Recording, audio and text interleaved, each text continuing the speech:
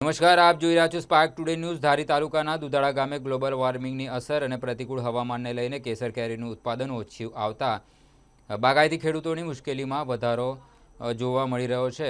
બાગાયતી ખેડૂતો સાથે થયેલી મુખ્ય વાતચીતમાં ગ્લોબલ વોર્મિંગની અસર ખાસ કરીને આંબાઓમાં જોવા મળી રહી છે। સાથે પ્રતિકૂળ વાતાવરણને લઈને ઉત્પાદન પણ ખૂબ જ ઓછું આવે છે। તેમ છતાં આ જગતનો તાત આવતી ગમે એટલી મુશ્કેલીનો સામનો કરીને અડક પર્વત સમાન ઊભો રહ્યો છે। હવે જોવાનું એ રહ્યું કે દર વર્ષે ધારી તાલુકાના બાગાયતી ખેડૂતોમાં આવતું કેરીનું ઉત્પાદન આ વર્ષે કેટલું ઓછું આવે છે।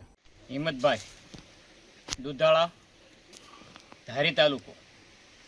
આ વર્ષે અમારે એટલે કે દુધાળામાં આમ તો આજુબાજુ બધીએ છે, પણ અમારા ગામમાં અત્યારે જે આંબેરણ કેરીને જે આવવી જોઈએ એમાં 80% આવરણ ઓછું છે, અને જે 20% આવ્યું છે એમાં કુદરતી હવામાનને હિસાબે 10% તો ખરી ગયું છે, બાકી 10% જ વધ્યું છે।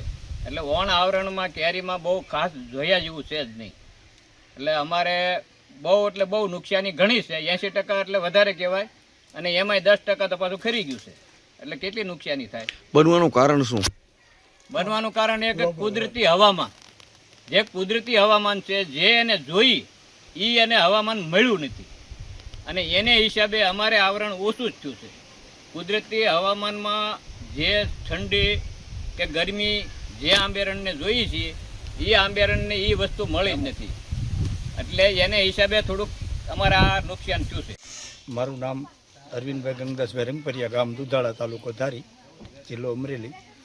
જે બગીચાની અંદર જે કેરી આવવી જોઈએ એના કરતાં આ વર્ષે વાતાવરણ ખરાબને હિસાબે 10% જ કેરી આવી છે, એટલે અમને ખેડૂતોને નુકસાન છે પૂરેપૂરું। મારે 500 ઝાડ છે અને બાગાયતી ખેતી 35 વર્ષથી બાગાયતી ખેતી છે, પણ એમાં આ વખતે કાંઈ કમાઈ લેવાનું છે નહીં। આનું બનવાનું કારણ શું? જે વાતાવરણ જે માવઠા થયા એના હિસાબે ઝાકળ તડકા જે જોઈ એ પ્રમાણે ન આવ્યા અને વધારા ના આવ્યા, એટલે આવું વાતાવરણના હિસાબે અમારે નુકસાન થયું છે। આ બગીચામાં કેટલા વૃક્ષો છે? આ બગીચામાં 550 વૃક્ષ છે અને ચારે ભાઈઓના થઈને 2000 વૃક્ષ છે, પણ જે આવવું જોઈએ કરતાં ઓછું ઉત્પાદન આવવું આવ્યું જોઈએ એના કરતાં એકદમ ઓછું, 10% જ કેરી છે। મારું નામ હિંમતભાઈ ગંગદાસભાઈ રંગપરિયા, ગામ દુધાળા, તાલુકો ધારી, જિલ્લો અમરેલી। હવે હું દુધાળા ગામના ખેડૂત છીએ, બરાબર। તો મારે વાત એમ કરવાની છે કે આ વર્ષે આંબાના પાકની અંદર વાતાવરણને કારણે પાક બહુ ફાલ ઓછો આવ્યો છે, અને જોઈએ એવો નથી આવ્યો। શું કેટલો પાક ઓછો આવ્યો? પાક એટલે આમ તો હોવો જોઈએ એની કરતાં 20% છે અત્યારે હાલમાં। 80% પાક ફેલ થઈ 80% પાક ફેલ છે। એમાં માવઠા અને વાતાવરણને કારણે ફાલ આવી અને ખરી ગયો છે, પાછો નવો ફાલ બીજો આવ્યો છે, પણ હવે એમાં બહુ સરખું છે નહીં। કેટલા તમારે ઝાડવા કેટલા છે? ઝાડવા તો અમારે બગીચાની અંદર ઘણા છે, પણ પાકે દર વર્ષે સારું આવે છે, પણ આ વર્ષે બહુ નબળું આવી ગયું। ભાઈ મધુભાઈ પોકિયા, ગામ દુધાળા, તાલુકો ધારી, જિલ્લો અમરેલી। પણ હવામાનને કારણે 80% પાક અમારો આંબાના બગીચા ફેલ થયા છે। આ કેરી ઓછી આવવાનું કારણ શું? ગ્લોબલ વોર્મિંગની હિસાબે પાક ફેલ થાય છે, એવું ખેડૂતનું એવું કહેવાનું થાય છે। સમય પ્રમાણે જે કેરીને જે જોતું હોય ગરમી, ઠંડી અને પાણી, એ પ્રમાણે ઓછું મળ્યું છે, જેને લઈને આ જે કેરીનો પાક છે એ ઓછું ઉત્પાદન આવ્યું છે। સોલંકી અજય હિંમતભાઈ, ગામ છલાલા, તાલુકો ધારી, જિલ્લો અમરેલી।